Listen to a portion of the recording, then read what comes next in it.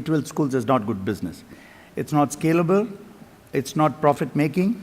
Incidentally, some of the probably faster scaling business could be having a great chain of pawn shops, great chains of maid agencies. I mean, there are lots of good businesses which are waiting to happen, right?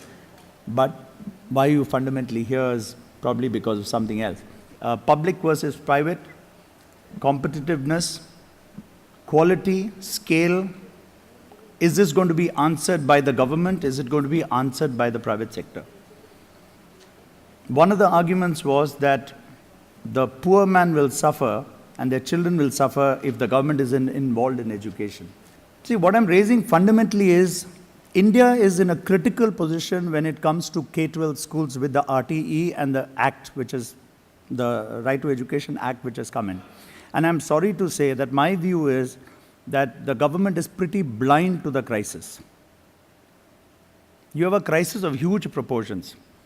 The poor man is sending their children to the low cost or to any school that they can find except the government school.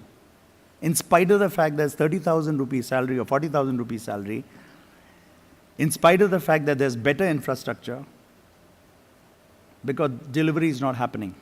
Is this the way schools run across the world? I don't think so. Either the public schools run properly or the private schools make profit. You can't make profit in private schools. When Mr. Nader started the schools, and there was a huge debate why the Shiv Nader Foundation, which is completely non-profit, wanted to go to an urban school. And it was fundamentally only to say that there's an opportunity to create schools of greatest quality. But if Mr. Nader or the foundation thinks that the 100 crore which goes into the capital investment of the school is going to be recovered from the school fees, it's not going to happen in 30 years. That's not a scalable business model. I've been in schools across this country in the earlier organization that I was in with 15 schools in Bhiwani, Aurangabad, Indore, lots of small schools, big schools, all sorts of schools.